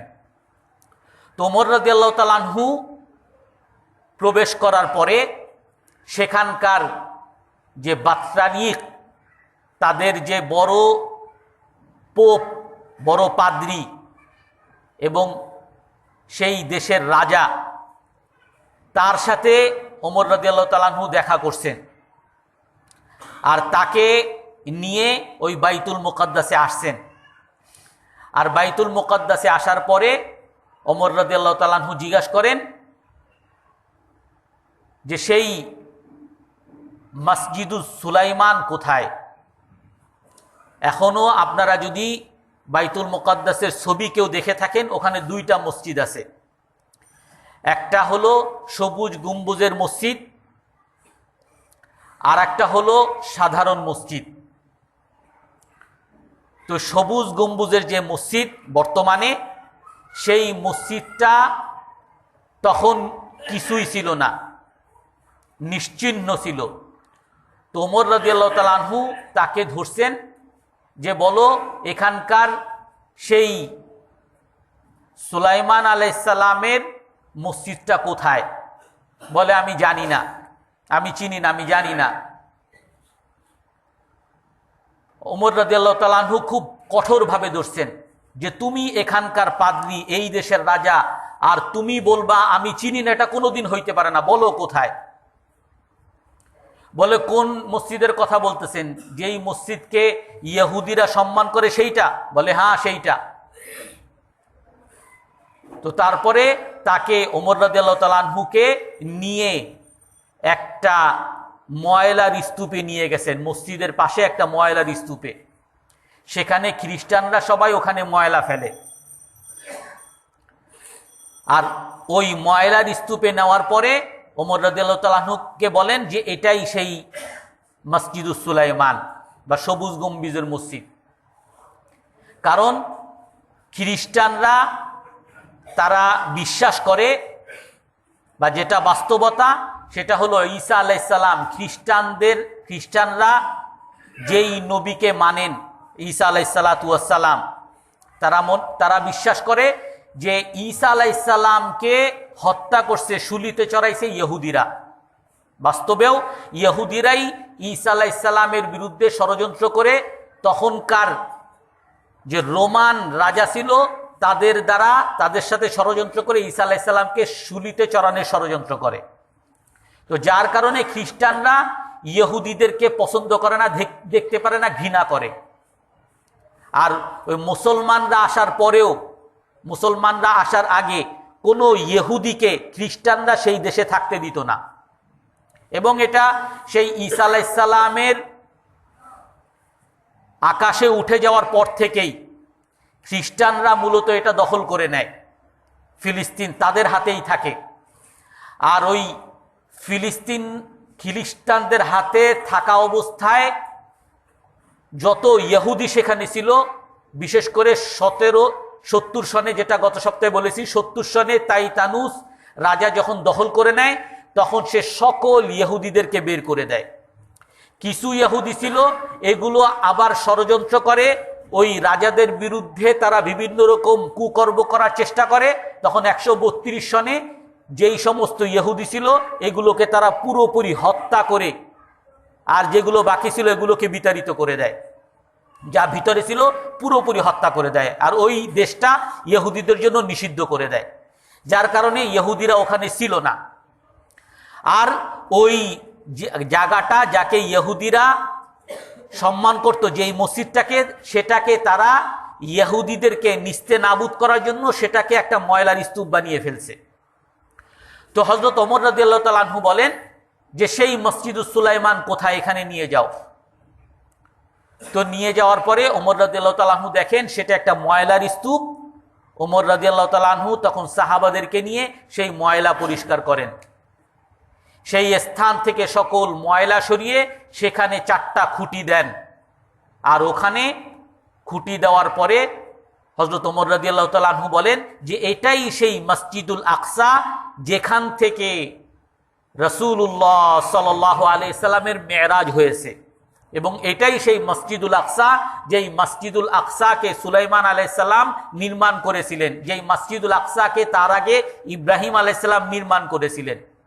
তো হযরত ওমর রাদিয়াল্লাহু তাআলা আনহু সেখানে অন্যান্য সাহাবাদেরকে নিয়ে সেখানে উনি নামাজ পড়েন, জামাতের সাথে নামাজ পড়েন। তো মুসলমানরা সেই ফিলিস্তিনকে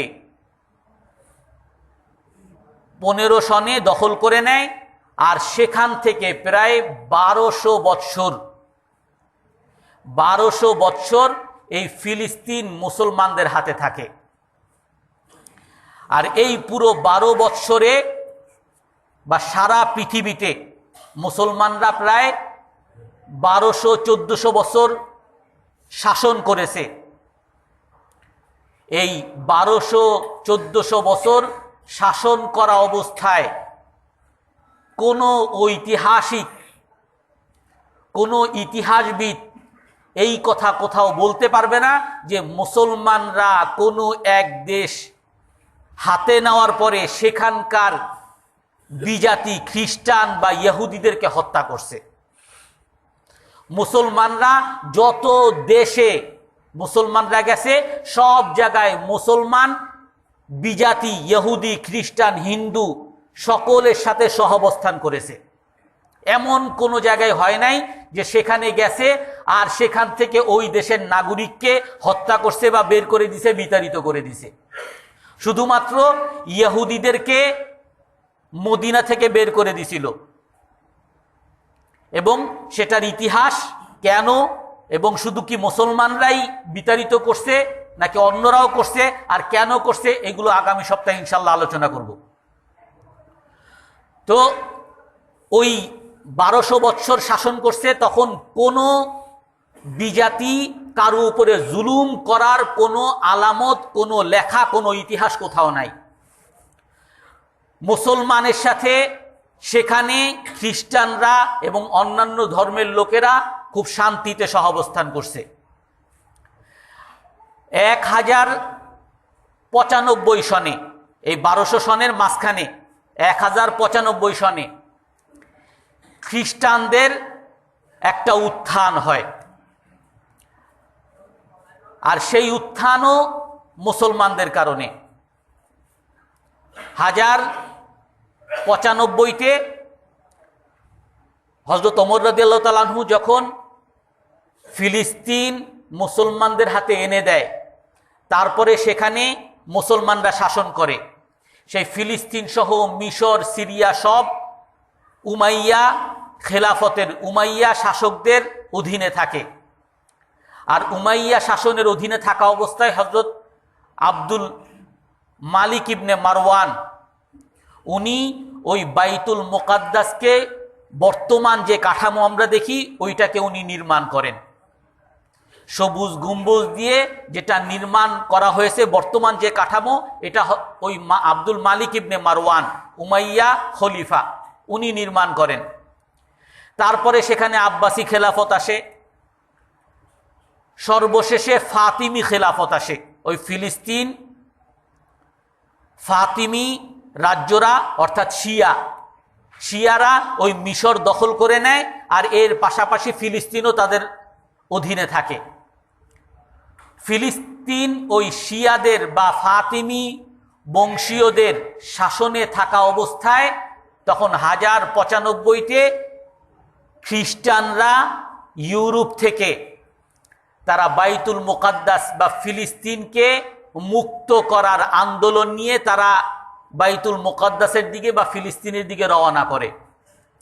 আর পথিমধ্যে তারা সিরিয়ার একটা এলাকা দখল করে নেয়, সেখানে তাদের রাজত্ব কায়েম করে। তারপরে তারা ফিলিস্তিনের দিকে আসে। আর যখন ফিলিস্তিনে আসে তখন সেখানকার যে খলিফা ছিল উনি ছিলেন ইফতেখারুদ্দৌলা, শিয়া রাজা। আর শিয়া রাজা হওয়ার কারণে ওনাদের কাছে বাইতুল মুকাদ্দাসের খুব একটা মর্যাদা বা মূল্য তাদের কাছে ছিল না। আপনারা এখনো দেখবেন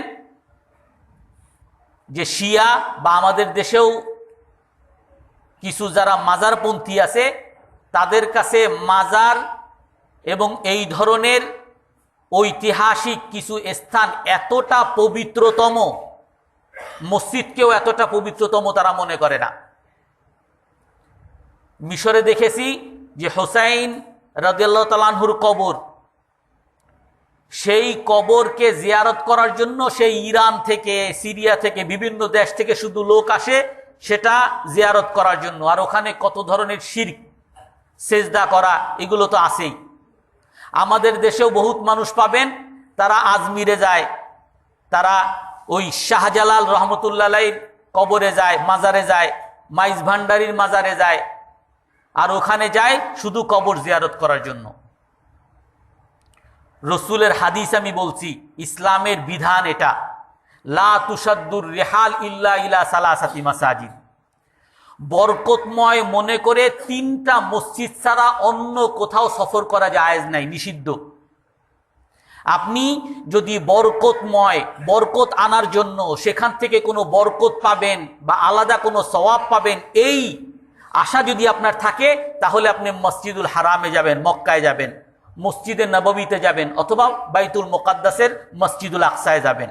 এর বাইরে আপনি যদি মনে করেন যে আমি আজমির শরীফ গেলে আমার অনেক একেবারে সমস্যা সমাধান হবে বা এখানে অনেক সওয়াব পাওয়া যাবে, বুজুর্গের আমি কবর জিয়ারত করব তাহলে অনেক সওয়াব হবে, এটা হাদিসের ভাষায় নিষিদ্ধ।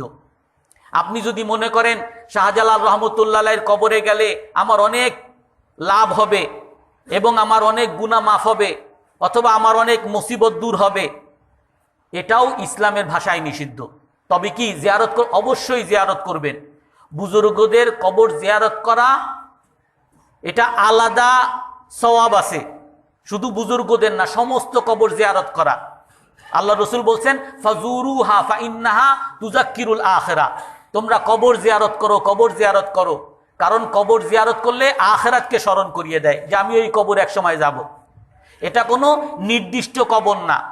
হ্যাঁ, এরকম যদি হয় আপনি সিলেটে গেছেন আপনার ব্যবসায়িক কাজে, তখন আপনি পাশাপাশি আসছি একটু শাহজালাল রহমতুল্লাহের কবরটা জিয়ারত করে যাই, অথবা আমি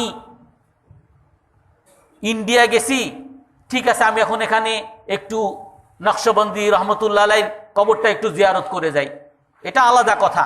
কিন্তু আপনি ওখানে বরকত আছে, ওখানে আমার সমস্যার সমাধান হবে, ওখানে আমার ফজিলত আছে, আমার ছেলে মেয়ে হবে, ওইখানে গেলে আমার বাচ্চা হয় না, বাচ্চা হবে, এই ধরনের বিশ্বাস করে কোথাও যাওয়া, এই 3 মসজিদ ছাড়া কোনো জায়গায় সফর করা নিষিদ্ধ। তো শিয়াদের মধ্যে তাদের মসজিদের প্রতি যতটা না গুরুত্ব, মসজিদের মর্যাদা তাদের অন্তরে যতটা না বেশি, এর চেয়ে বেশি হলো কবরের সম্মান তাদের কাছে বেশি। যার কারণে তারা, আপনারা যারা গেছেন মক্কা মদিনায়, দেখবেন হজের সময় মদিনায় আমরা যাই মসজিদুন নববীর জিয়ারত করতে, ওখানে নামাজ পড়তে, রাসূল সাল্লাল্লাহু আলাইহি সাল্লামের কবরকে জিয়ারত করতে। আর শিয়ারা এসে এখানে যতটা না সময় দেয়, এর চেয়ে বেশি যায় ওই ফাতেমা রাদিয়াল্লাহু তাআলা আনহার তাদের তথাকথিত কবর, যেখানে মনে করে সেখানে গিয়ে তারা সারাক্ষণ পড়ে থাকে। আলী রাদিয়াল্লাহু তাআলা আনহুর মাজারে গিয়ে ওই মাজার জিয়ারতকে নিয়ে বিরাট অনুষ্ঠান, আর ওই অনুষ্ঠানকে নিয়ে অনেক মানুষ মারা যায় ভিড়াভিড়িতে। এরকম ওইখানে হোসেন রাদিয়াল্লাহু তাআলা আনহুর কবর, বা যেখানে তাকে শাহাদত কারবালার ময়দান, ওইটাও তাদের কাছে বিরাট সম্মানিত স্থান। মূল কথা, শিয়াদের কাছে কবরের মর্যাদা যতটা বেশি, এর চেয়ে মসজিদের মর্যাদা অনেক কম। তো যার কারণে মসজিদের রক্ষণাবেক্ষণ তাদের কাছে মুখ্য বিষয় না। আমাদের দেশেও দেখবেন মসজিদ পাশে দুনিয়ার ময়লা ধয়লা কোনো কিছু নাই, আর পাশে একটা মাজার, একেবারে সুগন্ধি, সারাক্ষণ আতর মারতে থাকে আর গোলাপ জল মারতে থাকে, আর একেবারে পরিষ্কার ঝকঝকা। অথবা পাশে মসজিদ পুরো ময়লা। তো শিয়াদের হলো এরকম যে তারা মসজিদের খুব একটা যত্ন নেয় না। তো যার ফলে মসজিদুল আকসা তাদের কাছে গুরুত্বপূর্ণ ছিল না। আর কোরআনের মধ্যে আল্লাহ তাআলা বলেন, যেটা আমরা গত সপ্তাহে বলেছি, ইহুদিদেরকে লক্ষ্য করে বলে যে লাতুফসিদুন্না ফিল আরদি মাররাতাইন ওয়া লা তা'লুন্না উলুওয়ান কাবীরা, তোমরা এই মসজিদুল আকসায় 2 বার তোমরা বিশৃঙ্খলা করবা, মসজিদুল আকসাকে মূল্যহীন বানাবা, এর মর্যাদা তোমরা পালন করবা না, তোমাদেরকে এখান থেকে বের করে দেওয়া হবে, তোমাদের উপরে অন্য জাতি তোমাদের উপরে জয়ী হবে। মসজিদুল আকসা এমন একটা পবিত্রতম স্থান, এইটাকে যখনই মুসলমানরা, শুধু মুসলমানরা না, মুসলমান আসার আগে ইহুদিরা, খ্রিস্টানরা মসজিদুল আকসাকে যখন তারা সম্মান করছে, তাদের পৃথিবীতে জয় জয়কার ছিল। যখনই মসজিদুল আকসাকে তারা অসম্মান করছে, দুনিয়াতে তারা বিলীন হয়ে গেছে। মুসলমানরাও যতদিন পর্যন্ত মসজিদুল আকসাকে তারা সম্মান করছে, মর্যাদা রাখছে, তাদের জয় জয়কার ছিল। যখনই মুসলমানরা আবার মসজিদুল আকসাকে ছুঁড়ে ফেলে দিছে, তখন তাদের পরাজয় আর হেনস্থা আর অপদস্থতা আর অপমান লাঞ্ছনা সব জায়গায়। আজকেও বর্তমানে মসজিদুল আকসা ইহুদিদের দখলে, মুসলমানরা সেখানে নামাজ পড়তে চাইলেই পড়তে পারে না, আজানকে বন্ধ করে দিছে। কিন্তু আজকে কয়টা মানুষের মধ্যে এই অনুভূতি আছে যে আমার প্রাণের মসজিদ, এটা এখন শৃঙ্খলাবদ্ধ, এটাকে মুক্ত করার দায়িত্ব আমার। এখন যদি এমন হতো যে মসজিদুল হারাম, আমরা যেই বাইতুল্লাহ গিয়ে নামাজ পড়ি, এটা যদি কোনো শত্রুরা দখল করে নিত আর তাদের কবজে যদি তারা রাখতো, আমাদেরকে যদি তারা হজ করতে না দিত, তখন আমাদের কিরকম অনুভূতি হইত? মসজিদুন নববীতে যদি কেউ অন্যরা দখল করে নিত, কোনো শত্রুপক্ষ, আর মসজিদুল হারামে আমাদেরকে যদি যেতে না দিত, রসুলের মাজারে আমাদেরকে জিয়ারত করতে না দিত, তাহলে মুসলমানদের অনুভূতি কেমন হইত? মসজিদুল হারাম, মসজিদুল নববীর যেরকম মূল্য, ওই রকম মূল্য মসজিদুল আকসার। কিন্তু মসজিদুল আকসা আজ শত্রুদের হাতে, আর আমাদের কারো মধ্যে কোনো অনুভূতি নাই যে এই মসজিদের জন্য কিছু একটা করা দরকার। তো মসজিদ, ওই ফাতিমি বংশের তারা মসজিদুল আকসাকে যখন মর্যাদা দেয় নাই, তখনও ওই ক্রুসেডাররা আসছে।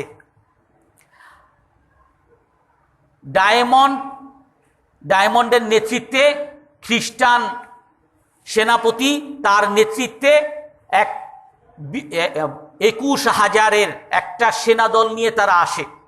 1,000 হলো তাদের ঘোড়া অশ্বারোহী, আর 20,000 হলো পদাতিক বাহিনী। অর্থাৎ মুসলমানদের তুলনায় তাদের সেনাবাহিনীর সংখ্যা খুবই কম। তখনকার যে খলিফা ছিল ইফতেখারুদ্দৌলা, তারও এর চেয়ে বেশি সেনা ছিল, অশ্ববাহিনী এর চেয়ে অনেক বেশি ছিল। কিন্তু মুসলমানদের কাছে তখনকার শিয়াদের কাছে যেহেতু মসজিদুল আকসার কোনো মূল্য ছিল না, যার কারণে এটা যখন দখল করতে আসছে তখন এইটাকে রক্ষা করার দায়িত্ব অনুভূতি তখনকার মুসলমানদের মধ্যে ছিল না, শিয়াদের মধ্যে ছিল না। তো যার কারণে যখন তারা আসছে ওই বাইতুল মুকাদ্দাসকে দখল করতে, তখন সেখানকার যে রাজা ইফতেখারুদ্দৌলা সে সেই সেনাপতি ডায়মন্ডের কাছে চিঠি পাঠাইছে যে আপনি আমাকে সসম্মানে আমার মাল দৌলত নিয়ে, আমার সেবকদেরকে নিয়ে, স্ত্রীদেরকে নিয়ে আমাকে দেশ থেকে যেতে দেন, নিরাপদে যেতে দেন, আমি আমার দেশকে আপনার হাতে সুপুর্দ করে দিচ্ছি। অর্থাৎ তখনকার যে রাজা সে বিশ্বাসঘাতকতা করছে দেশের সাথে এবং মুসলমানদের সাথে। আর যখনই যে কোনো রাজা যখনই বিশ্বাসঘাতকতা করছে, বহির শত্রু পক্ষ এসে সেই দেশকে দখল করছে। ইফতেখারুদ্দৌলা সে তাদের কাছ থেকে নিরাপত্তা নিয়ে, সে তার ধন দৌলত সব নিয়ে সে খুব সসম্মানে নিরাপদে দেশ থেকে পালিয়ে গেছে। আর পালিয়ে যাওয়ার পরে ওই ডায়মন্ড এবং ক্রুসেডাররা যারা 21,000 মাত্র সেনাবাহিনী, তাদেরকে নিয়ে তারা ওই বাইতুল মুকাদ্দাসকে দখল করে 1099 সনে। 1099 সনে তারা এসে বাইতুল মুকাদ্দাসকে দখল করে। আর যখন তারা দখল করে তখন তাদের আচরণ কেমন হয় সকল ইতিহাসের কিতাবের মধ্যে পাবেন। এমনকি তারাও এই ক্রুসেডার নিয়ে তারা অনেক ফিল্ম করছে, ওই ফিল্মের মধ্যেও পাবেন তারা কি করছে। তারা এসে মসজিদুল আকসা, যেটাকে মুসলমানরা সম্মান করে, সেটাকে ভাঙছে। যত মুসলমান ছিল সকল মুসলমানকে হত্যা করছে। যারা সেনাপতি, যারা একটু যুবক, তাদের প্রতিরোধ করতে পারে, শুধু তাদেরকে যে হত্যা করছে তা না, তারা নারীদেরকে ধর্ষণ করে সবাইকে হত্যা করছে এবং তাদের সকল সম্পদ দখল করে নিছে। তাদের বইয়ের মধ্যে আছে যে সম্পদ দখল করতে গিয়ে নারীদের কানের দুল ছিল, কানের দুল খুলে নিতে সময় লাগবে, এই জন্য কানের দুল কান সহ টেনে নিছে। এবং কানের দুল টেনে নিতেও কঠিন হবে, আর একটু সময় লাগবে, এই জন্য নারীদেরকে একত্রিত করে সবগুলো জ্বালিয়ে দিছে। আর সবগুলোকে পুড়িয়ে তারপরে তাদের ওই পোড়া থেকে যেই সমস্ত স্বর্ণগুলো আছে ওখান থেকে তারা বেছে নিছে। শিশুদেরকে তারা বর্ষার উপর এরকম ধরে এভাবে হত্যা করছে, যেটা শিশুদেরকে আলাদা হত্যা করতে সময় লাগবে, উপর থেকে বর্ষা মেরে এরকম উঠিয়ে উঠিয়ে হত্যা করছে। তাদের বইয়ের মধ্যে আছে যে তারা এতটা নির্মম হত্যাযজ্ঞ চালিয়েছে যে ওইখানকার হত্যার কারণে, তাদের রক্তের কারণে একটা নদীর মতো প্রবাহ শুরু হয়ে যায়। আর তাদের ঘোড়াগুলো ওই নদীর মধ্যে, রক্তের নদীর মধ্যে তারা ঘোড়া চালাতে হয়, তাদের ঘোড়ার হাঁটু পর্যন্ত রক্তের মধ্যে ডুবে যায়। এভাবে তারা নির্মম হত্যা করছে। আর তারা মুসলমানদেরকে বলে যে মুসলমানরা সন্ত্রাসী, মুসলমানরা হত্যাকে পছন্দ করে, মুসলমানরা মানুষকে নির্যাতন করে, মুসলমানরা রক্ত নিয়ে খেলে, রক্ত হোলি খেলে। আর ইতিহাস সকল মানুষের সামনে ওমর রাদিয়াল্লাহু তাআলা আনহু যখন ঢুকছেন সকলকে জন্য চুক্তিনামা দিছেন যে আমি তোমাদের সেনাদেরকে হত্যা করব না, তোমাদের আটক বন্দীদেরকে হত্যা করব না, তোমাদের গির্জাকে আমি হত্যা করব না, তোমাদের নারীদেরকে আমি নিরাপত্তা দিব, তোমাদের শিশুদেরকে আমি নিরাপত্তা দিব, তোমাদের সকলের ঘর বাড়িকে আমি নিরাপত্তা দিব। আর তার বিপরীতে যখন 1099 সনে তারা ঢুকে সকল মুসলমানকে সেখান থেকে হত্যা করে বিলীন করে দেয়। এমন না যে তাদেরকে দিছে যে তোমরা পালিয়ে যাও, পালিয়ে যেতেও দেয় নেই, নিঃশেষ করে দিছে। তো 1099-তে তারা দখল করার পরে প্রায় 80 বছর পর্যন্ত এরকম ছিল। আর যখন তারা সেটা দখল করে নেয়, তারপরে বিভিন্ন ক্রুসেডাররা, খ্রিস্টানরা ইউরোপ থেকে আরও আসতে থাকে। আর তখন তাদের মধ্যে একজন আরনাব, সেনাপতি আরনাব, সে তখন চিন্তা করতে থাকে যে মুসলমানদের যে পবিত্র স্থান, এটা তো আমাদের হাতে, মুসলমানদের তো শেষ করে দিছি, এখন কিছু মুসলমান আছে, এগুলো মক্কা মদিনায় আছে, এখন আমি মক্কা মদিনা দখল করব। যখন তারা মক্কা মদিনা আসলে, নাউজুবিল্লাহ, মসজিদুল আকসায় নাউজুবিল্লাহ না, মসজিদুল আকসাও নাউজুবিল্লাহ, সে যখন ওই করছে, মক্কা মদিনা দখল করার যখন পায়তারা চালাইছে, তখন সে এক দল মুসলমান হাজী সাহেব, তারা মিশর থেকে হজের উদ্দেশ্যে মক্কায় যাচ্ছিল। এটা 1167 খ্রিস্টাব্দে বা 760 পরে তারা যখন হজে যাচ্ছিল, ওই হজ কাফেলার উপরে ওই ফিলিস্তিনের যেই খ্রিস্টান শাসকরা ছিল তারা আক্রমণ করে এবং তাদেরকে হত্যা করে, তাদের যা কিছু আছে এগুলো লুটপাট করে নিয়ে যায়। আর এই অবস্থায় তখন মুসলমানদের মধ্যে একজন মুসলমান জেগে উঠে ইসলামের মর্যাদা রক্ষার জন্য, বাইতুল মুকাদ্দাসকে রক্ষা করার জন্য একজন মুসলিম সেনাপতি তখন জেগে উঠে, আর তার নাম হলো সালাহুদ্দিন আল আইয়ুবী। উনি মূলত দিমাশকের, সিরিয়ার দেমাশকে ওনার বসবাস, ওখানেই উনি পড়াশোনা করেন। আর উনি ছোটবেলা থেকেই ওনার স্বপ্ন হলো যে আমি বাইতুল মুকাদ্দাসকে রক্ষা করব, বাইতুল মুকাদ্দাসকে আমি মুক্ত করব। আর এভাবে উনি ওনার সিরিয়ার মধ্যে একটা বিরাট দলকে, মুসলমানের জামাতকে উনি তৈরি করেন যে আমরা বাইতুল মুকাদ্দাসকে মুক্ত করব। 1170 খ্রিস্টাব্দের পরে সালাউদ্দিন আল আইয়ুবী উনি তখনকার কিছু মুসলমানদেরকে নিয়ে সিরিয়ার সালাজেক যে এলাকাটা, যেটা খ্রিস্টানদের দখলে ছিল, ওখানে এসে তাদের উপর আক্রমণ করে। আক্রমণ করার পরে সেখানে খ্রিস্টানদেরকে পরাজিত করে সেটাকে দখল করে নেয়। তারপরে ওই মুসলমানের দলদেরকে নিয়ে তারা বাইতুল মুকাদ্দাসের দিকে আগাতে থাকে, কিন্তু তারা বাইতুল মুকাদ্দাসের কাছে আসার পরে চিন্তা করে যে আমাদের সেনাদল হলো সব মিলিয়ে প্রায় 30,000, 2,000 মাত্র অশ্বারোহী, আর খ্রিস্টানদের তো আমাদের চেয়ে অনেক বেশি, তো আমরা তাদের সাথে পারতে হলে আমাদেরকে আরো প্রস্তুতি নিতে হবে। তখন সেখানে বসে উনি অপেক্ষা করতেছিলেন আর বিভিন্ন দেশের সাথে, মুসলিম দেশের সাথে যোগাযোগ করতেছিলেন যাতে আমরা বাইতুল মুকাদ্দাসকে মুক্ত করতে পারি। এরকম বেশ কিছু বছর তারা এক জায়গায় তাঁবু টেনেছিলেন। ওই সময় ওই ফিলিস্তিনের মধ্যে একজন মুসলিম বন্দি, ওখানে তো কোনো মুসলিম ছিলই না, সব হত্যা করছে, একজন মুসলিম বন্দিকে তারা আটক করে নিয়েছিল, ওই ফিলিস্তিনের মধ্যে ছিল।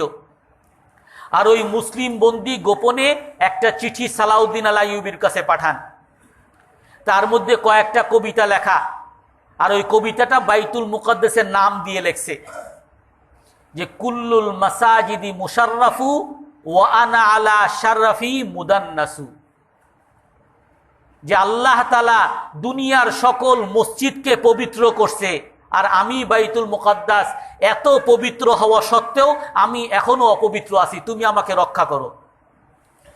আর যখন এই কবিতা, এই চিঠি পেয়েছে, তখন সালাউদ্দিন আল আইয়ুবী বলেন যে আমাদের আর অপেক্ষা করার সময় নাই, আমরা বাইতুল মুকাদ্দাস আমাদেরকে ডাকতেছে, মসজিদুল আকসা আমাদেরকে ডাকতেছে, চলো।